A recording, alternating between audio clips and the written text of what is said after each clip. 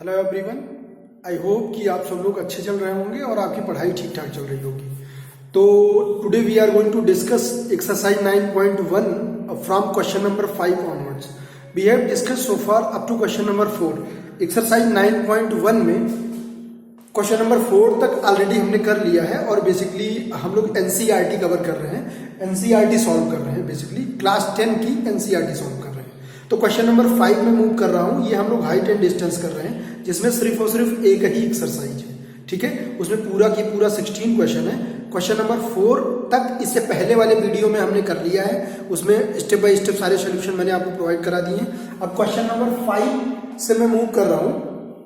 इससे पहले के अगर आपको वीडियो चाहिए तो आप इस पे आप अगर जो है ढूंढोगे तो आपको मिल जाएगा, जो है उससे पहले के जो है पूरा जो बेसिक पार्ट है ट्रिग्नोमेट्री का वो, और इसका लेक्चर नंबर 1 वो ऑलरेडी मैंने सॉल्व करके इस पे डाल रखा है, ठीक है। तो क्वेश्चन नंबर 5 पे हम मूव करते हैं। क्वेश्चन नंबर 5 बोल रहा है a kite is flying at a height of 60 metre above the ground. एक पतंग है जो हाइट 60 मीटर ऊंचाई पे जमीन से या धरातल से या फिर ग्राउंड लेवल से उड़ रही है।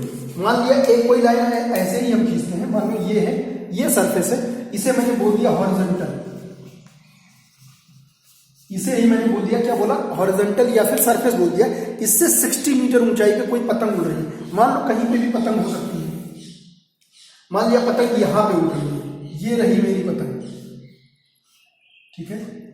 ऐसा क्वेश्चन बोल रहा है एट अ 60 मीटर हाइट। अब 60 मीटर हाइट है, इसका मतलब ये जो पतंग है, अगर मैं मान लूं ये यहां से ये इसका कॉर्नर है और ये हाइट फिर क्या हो जाएगी, ये हो जाएगी 60 मीटर। ऐसा मैं नहीं बोल रहा हूं, कौन बोल रहा है, क्वेश्चन बोल रहा है, ठीक है। A kite is flying at a height of 60 metre above the ground. ये हॉरिजॉन्टल बोलो या फिर उन्होंने बोला है ग्राउंड भी लिख देते हैं ताकि बच्चे कंफ्यूज ना हो, ठीक है। इसे मैंने क्या लिख दिया, ग्राउंड बोल दिया, ठीक है। अब ये बोल रहे हैं कि ग्राउंड लेवल से 60 मीटर ऊंचाई पे आपकी कोई पतंग है जो फ्लाई कर रही है, उड़ रही है, ठीक है। बोल रहे हैं the string attach to the kite is temporarily tied to a point on the ground. एक ग्राउंड पे ही कोई पॉइंट है, ग्राउंड के आप पॉइंट इधर भी ले सकते हो, आप उधर भी ले सकते हो, depending on you. There are no pressure upon you, ठीक है। आप इधर भी ले लो तो भी आंसर आ जाएगा, उधर भी ले लो आपको उधर भी आंसर आ जाएगा। ये छोटी छोटी बातें मैं एलैबोरेट करके क्यों बता रहा हूं, क्योंकि इस तरह के क्वेश्चन में आपको डायग्राम अच्छे से ड्रॉ कर पाना ही अपने आप में अच्छा और डिफिकल्ट टास्क है। एक बार डायग्राम अच्छे से आपने ड्रॉ कर लिया, समझ लो कि क्वेश्चन हो गया, ठीक है। तो कई बार बच्चे कंफ्यूज हो जाते हैं कि इधर ले लूं, उधर ले लूं, हवा में ले लूं, कहां ले लूं, ऊपर ले लूं, नीचे ले लूं। तो उससे आपको कंफ्यूज होने की जरूरत नहीं। आप इधर भी ले लो तो भी आपको आंसर सही मिलेगा और बराबर मिलेगा, उधर भी मिले। अगर आपने वो ले लिया, स्ट्रिंग कहां से अटैच है, एक्चुअली क्वेश्चन ये बोल रहा है कि पतंग उड़ रही है, धरातल से थोड़ा ऊपर है, कितना ऊपर है, 60 मीटर ऊपर है। अब वो ये बोल रहा है कि पतंग है तो हवा में तो उड़ रही है, नहीं रही होगी, धागे से वो जुड़ी हुई है, और धागा जो है वो जमीन पे या ग्राउंड पे या धरातल पे कहीं किसी चीज से फंसाया हुआ है या जोड़ के रखा हुआ है। तो हमने मान लिया कि जमीन के इस तरफ, इस पोर्शन में कहीं मान लो ये जो धागा है ये ऐसे, ये पतंग का क्या है, इसे हम बोलते हैं स्ट्रिंग बोल रहे हैं। ये जो स्ट्रिंग है ये एक तरफ ग्राउंड में अटैच है, तिरछा ऐसे करके आप पतंग उड़ा रहे हो आसमान की तरफ, ठीक है।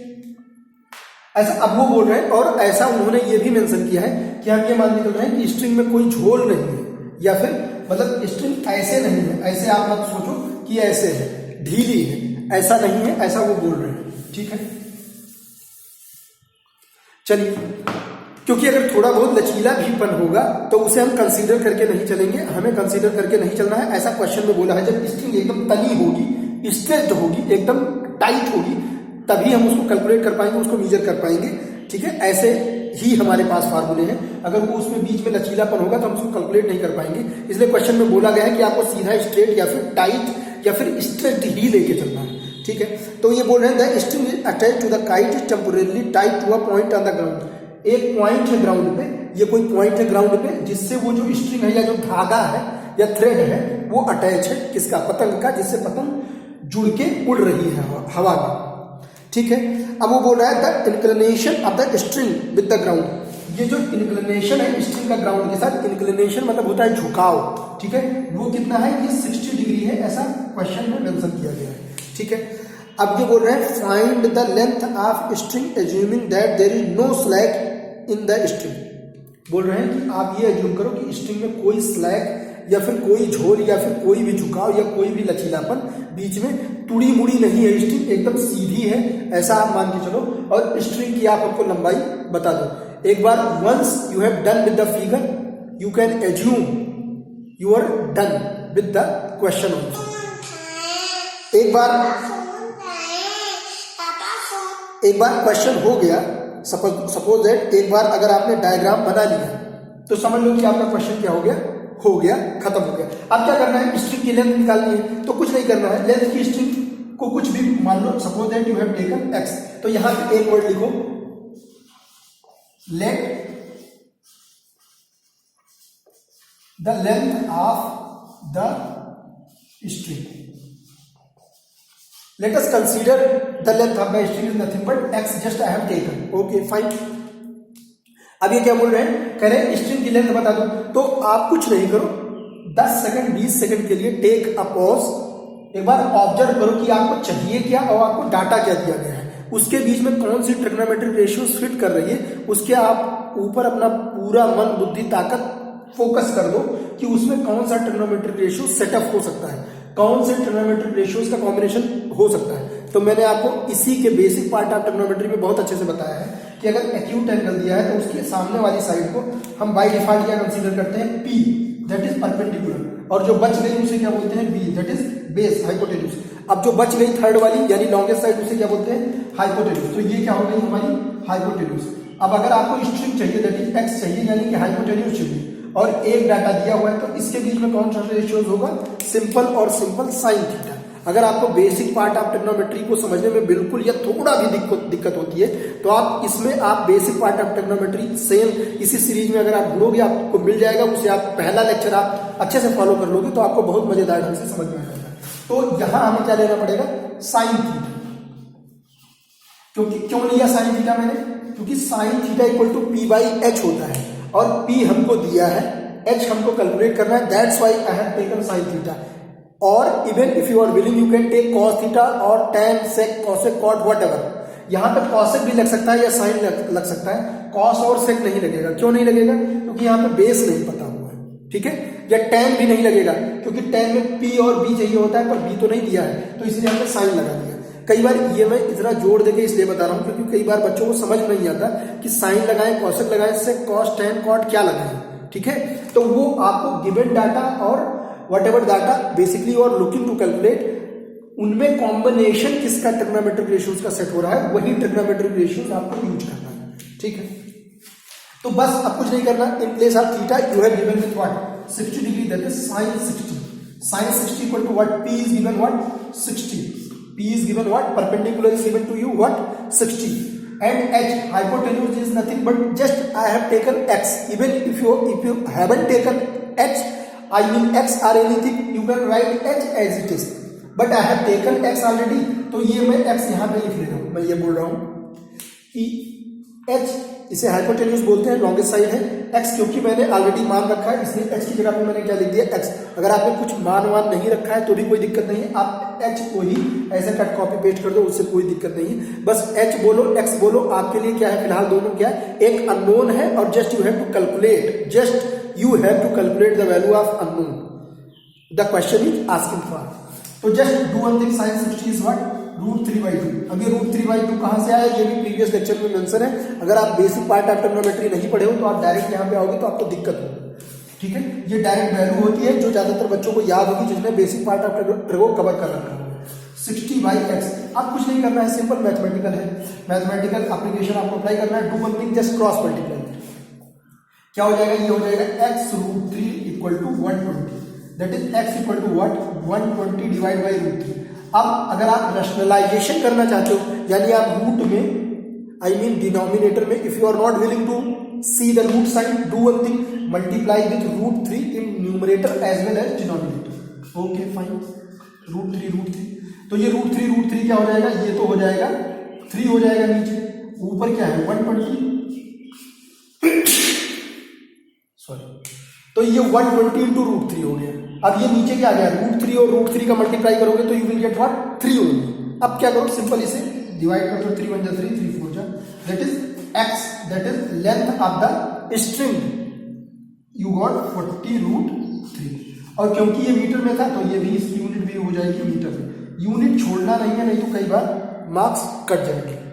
ठीक है, ये मैं दिख नहीं रहा है तो मैं ये ऊपर लिख देता हूँ या साइड में लिख देता हूँ।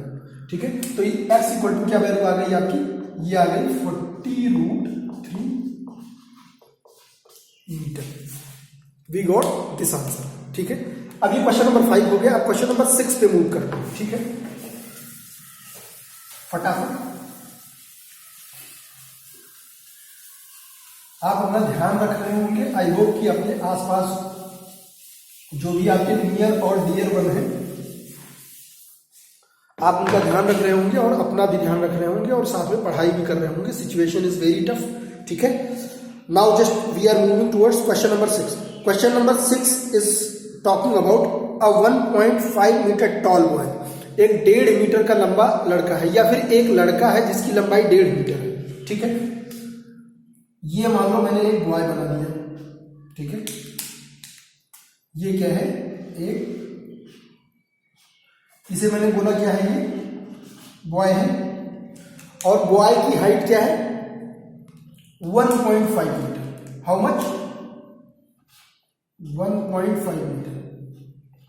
ऐसा क्वेश्चन में बोल रखा है एक लड़का है जिसकी हाइट कितनी है, कितना लंबा है लड़का, 1.5 metre. A tall boy is given to you. Okay, is standing at some distance from a 30 metre tall building. एक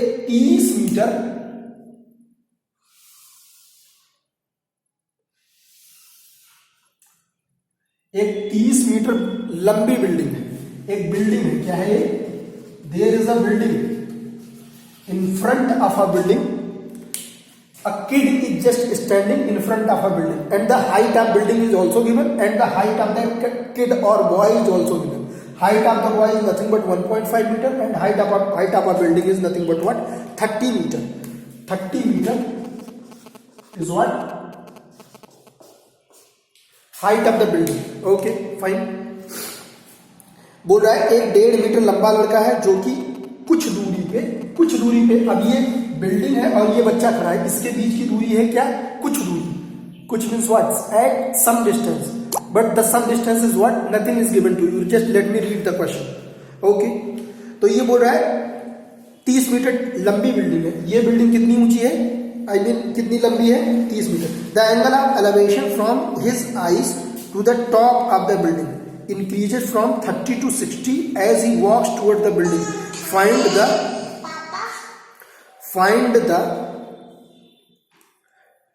find the distance he walk toward the building. ये बोल रहा है एक्चुअली, ये क्या बोल रहा है, बच्चा बोल रहा है, कह रहा है देखो जैसे ये बच्चा है, अगर ये मैं कुछ इसमें कलाकारी करूं तो ये ऐसे बच्चा होगा,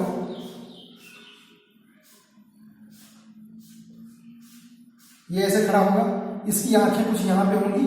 ठीक है, अब ये कर क्या रहा है, ये यहां से, मैंने आपको एंगल ऑफ एलिवेशन और डिप्रेशन बहुत अच्छे से बताया हुआ है, इसका आप लेक्चर नंबर 1 फॉलो करोगे आपको मजा आ जाएगा। ठीक है, तो ये यहां से इस बिल्डिंग का टॉप देखना है। ये देखो इसकी आंख से मैंने यहां पे ज्वाइन कर दिया इसके टॉप को। ये बिल्डिंग का क्या है, टॉप है, और ये बिल्डिंग का क्या है, बॉटम है। ये बच्चा इसको देख रहा है।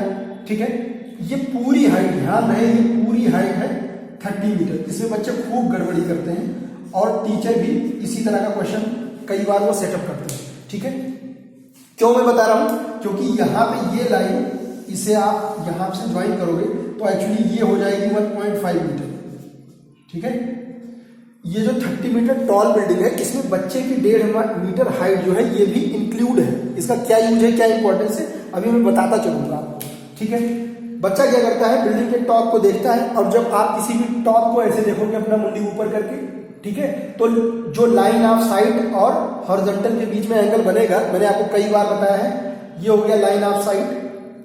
ठीक है, और ये हो गया हॉरिजॉन्टल। लाइन ऑफ साइट वो होती है जो किसी ऑब्जेक्ट के टॉप को और जो ऑब्जर्वर देख रहा है उसकी आंखों को कनेक्ट करती है।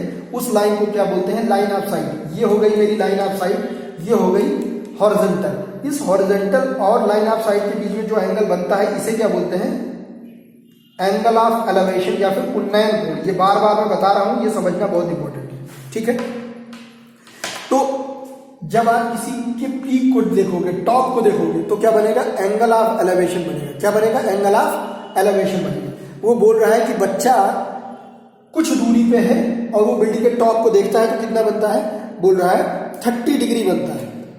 ठीक है, ये एंगल कितना है? 30 डिग्री। लेकिन बच्चे का मुंह, बच्चा क्या करता है? बच्चा वहां से बिल्डिंग की तरफ थोड़ा थोड़ा धीरे धीरे आगे चलने लगता है। मान लो बच्चा चल चल के यहां बच्चा पहुंच गया, ये आ गया बच्चा,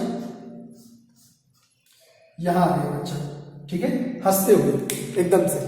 अब बच्चा यहां पहुंचा, यहां से जब ये बिल्डिंग के टॉप को देख रहा है, क्योंकि बच्चे के इधर से इधर उधर से आने से बिल्डिंग की हाइट ऊपर नीचे या कम ज्यादा तो हो नहीं जाएगी, लेकिन अब ये जो एंगल ऑफ एलिवेशन है कितना हो जाता है? 60 डिग्री हो जाता है। ऐसा क्वेश्चन बोल रहा है। और आपको भी पता है, जब आप जैसे आप मान लो कुतुब मीनार है, ठीक है, और कुतुब मीनार को अगर आप दूर से देखोगे तो आप ऐसे ही देख लोगे, पर अगर आप कुतुब मीनार के बिल्कुल नजदीक या जड़ में जाके खड़े होगे तो आपको एकदम सिर अपना ऐसे खड़ा करना पड़ेगा। आपकी इवन टोपी भी गिर सकती है। जैसे कई बार बहुत बड़ी बड़ी बिल्डिंग है, अगर आप उसके जड़ या बिल्कुल रूट के पास जाके खड़े होके देखो तो आपको बिल्कुल ऐसे अपने सिर को बिल्कुल इंक्लाइन या बिल्कुल ऐसे जो है ऊपर की तरफ टिल्ट करना पड़ेगा, तभी वो आपको दिखाई देगा। तो आपको भी पता है कि अगर आप नजदीक देखोगे तो एंगल कम होगा जो है, तो भी काम हो जाएगा ऐसे। लेकिन अगर आप बिल्कुल नजदीक पहुंच गए, जड़ में पहुंच गए, तो ये एंगल क्या होगा? बहुत खड़ा हो जाएगा, यानी ये एंगल क्या बनेगा? ज्यादा बनेगा, तब दिखोगे। अगर क्या करना है, अगर बिल्डिंग दूर है तो आप थोड़ा दूर भी होगे, यानी कम एंगल से भी आप उसको अच्छे से विद क्लियरिटी आप देख पाओगे। नजदीक पहुंच जाओगे तो ये एंगल क्या होगा? बढ़ जाएगा, जो कि प्रैक्टिकली यहाँ पे हो भी रहा है। पहले 30 था, अब 60 हो गया। ठीक है, अब क्या पूछ रहा है वो? अब पूछ रहा है find the distance he walked towards the building. वो बोल रहा है ये बताओ, ये वाला डाटा बताओ मुझे। कह रहा है कितना ट्रेवल किया, बच्चा कितना ट्रेवल किया टुवर्ड्स द बिल्डिंग, कितना वो चलते चलते आगे की तरफ बढ़ा, वो मुझे बता दो।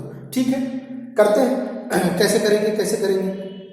ठीक, अब अगर मान लो इसे हम x ले लेते हैं फॉर एग्जांपल, और इसे भी ले लो कुछ, मान लो इसे ले लिया हमने y।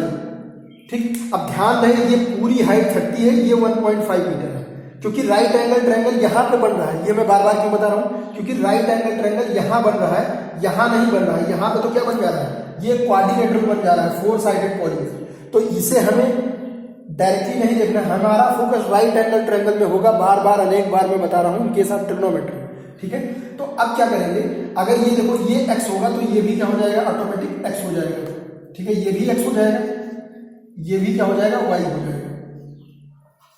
ठीक है, अब क्या करेंगे? नाउ जस्ट मैं इसका नॉमेनक्लेचर एक बार कुछ नाम दे देता हूं जिससे आसान हो जाएगा। A B C और D। Now do one thing, कोई भी राइट एंगल ट्रायंगल ले लो। Suppose that I have taken ABD। In case of right angle triangle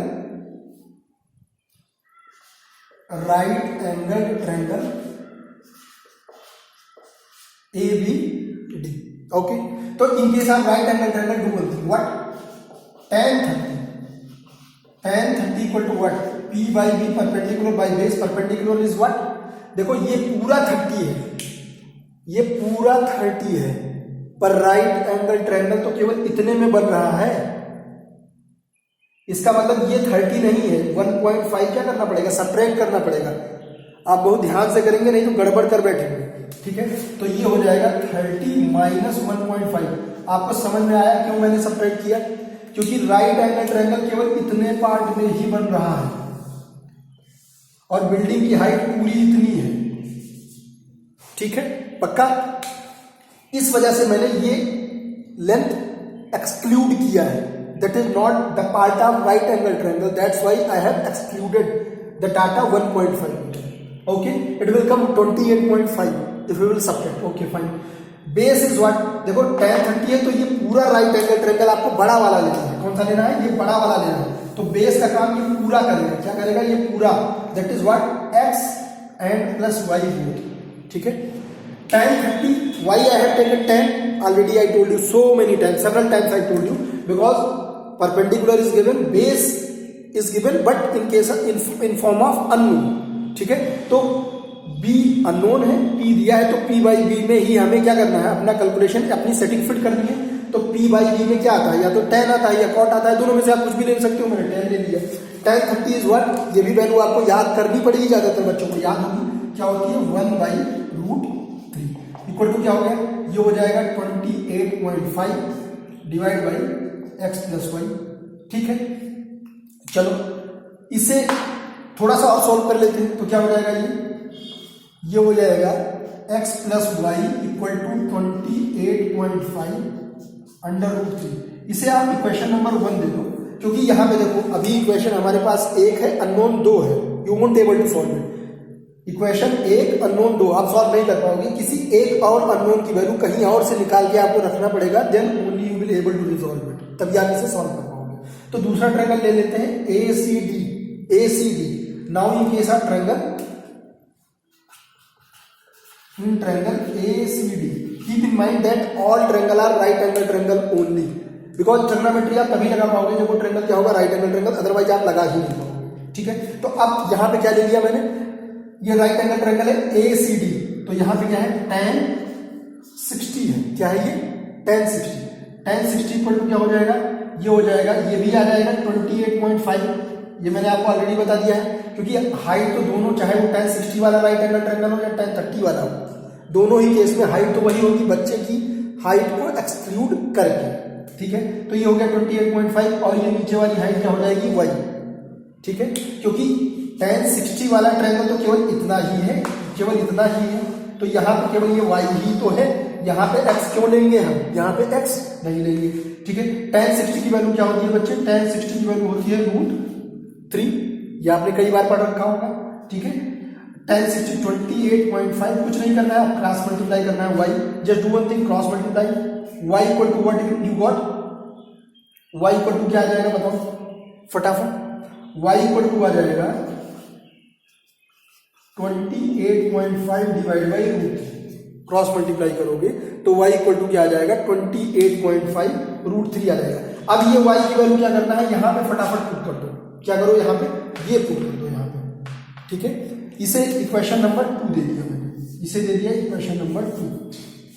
ठीक है, अब using equation number 1 and 2 both, क्या करते हैं, इक्वेशन नंबर 1 और 2 दोनों को यूज करते हैं साथ साथ।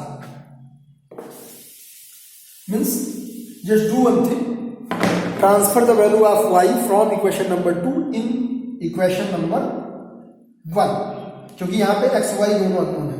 तो यहाँ पे ये लाइन चाहो तो आप लिख दो, if you are willing to write you can write that using the value of y from equation number 2 in equation number 1। ये इतनी तगड़ी इंग्लिश तो आप लिख ही लोगे। ठीक है, अब क्या करना है, मैं ऐसे ही लिख देता हूं, फ्रॉम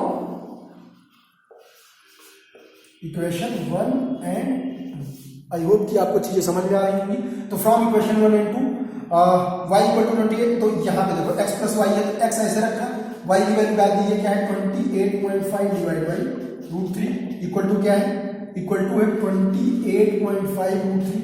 अब कुछ नहीं करना, x की वैल्यू ही निकालनी है हमको निकालना था क्या था, x ही निकालना था क्या, क्योंकि बच्चा कितना चला, जब बच्चा पहले बिल्डिंग को देख रहा था यहाँ पे बिल्डिंग के टॉप को, और बच्चा चल चल के यहाँ पे पहुंचा, तब जब 60 डिग्री एंगल हुआ बिल्डिंग के टॉप को देखने के दौरान, तो उस दौरान बच्चे ने कितनी डिस्टेंस ट्रेवल की, this data you have to calculate, this data basically the question was asking for. तो यही तो x ही तो हमें निकालना है, y तो एक तरीके से जो है सफिक्स में वैल्यू थी, या फिर y is a supporting value, बिना y कैलकुलेट किए आप x कैलकुलेट नहीं कर पाते, इस वजह से हमें जो है इनडायरेक्टली y कैलकुलेट करना पड़ा। अगर y पूछा होता या ये पूछा होता है कि बच्चा अभी जहां पहुंचा है वहां से जो टावर है या बिल्डिंग है अभी कितनी दूर है, बच्चा जहां पहुंचा है वहां से अभी बिल्डिंग कितनी दूर है, तो वो y इक्वल टू जो वैल्यू होती वही आंसर हो जाता है। ठीक है, लेकिन यहां पे पूछा कि बच्चा चल के कितनी दूर पहुंचा है, पहले जहां था और अब जहां पहुंचा वो कितना दूर ट्रेवल किया। ठीक है, तो देखो फटाफट, अब x की वैल्यू कुछ नहीं करना, अब तो यहाँ पे केवल मैथमेटिकल ऑपरेशन का काम बचा हुआ है, rest part is done, concept part is done. Just 28.5 √3 minus 28.5 divide by √3, तो कुछ नहीं करना, यहाँ पे √3 से ऊपर नीचे मल्टीप्लाई कर दो। ठीक है, तो √3 से ऊपर नीचे मल्टीप्लाई करोगे तो नीचे आ जाएगा √3, ये हो जाएगा 28.5 इंटू 3 हो जाएगा, क्योंकि यहाँ √3 से ऊपर नीचे मल्टीप्लाई करोगे तो नीचे तो √3 आ जाएगा। ठीक है, ऊपर √3 और √3 क्या हो जाएगा 3, वो मैंने डायरेक्ट लिख दिया, तो ये हो जाएगा माइनस और ये हो जाएगा 28.5 √3। ठीक है, जिसको √3 मल्टीप्लाई करने में भी दिक्कत होती है वो पहले के लेक्चर देखे, मैंने उसमें खूब अच्छे से खूब डिटेल में खूब टाइम लेके समझाया। ठीक है, अब यहाँ पे क्या करना है, just take 28.5 divide by √3 common, यहाँ पे क्या बचा 3 - 1, तो ये आ जाएगा 2 बच जाएगा, तो ये 2 बच जाएगा यहाँ पे। ठीक है, ये थोड़ा सा बगल से मैं फिगर जो है रफ करता हूँ, बस ये क्वेश्चन कंप्लीट होने वाला है। यहाँ से 3 - 2 तो ये हो जाएगा 2, ये बच गया 28.5 इंटू डिवाइड बाई √3। अब इसे सॉल्व कर लो तो ये आ जाएगा 57 डिवाइड बाई √3, और इसे आप सिंप्लीफाई करना चाहते हो तो कर लो, क्या already I told you so many time, divide by √3 numerator as well as denominator, so you will get what √3 you will get 3, तो ये 57 √3 डिवाइड बाई 3 बन गया 3 19 जा 57, यू गॉट 19√3 मीटर, क्योंकि ऑलरेडी जो डाटा था ये आ गई x की वैल्यू। ठीक है, ये आ गई आपकी x की वैल्यू। आई होप कि आपको चीजें समझ में आ रही होंगी। Basically this was the final answer what basically we are looking for. अगर आप यहाँ 57/√3 पे भी रोक देते तो ये भी आंसर सही होता, पर कई बार वो सिंपलेस्ट फॉर्मेट में पूछते हैं, इस वजह से मैं ज्यादातर रूट को रहने नहीं देता जो है, क्योंकि ज्यादातर एग्जामिनर के पास यही नंबर होते हैं, क्योंकि डिनोमिनेटर में लोग रूट देखना थोड़ा कम प्रेफर करते हैं।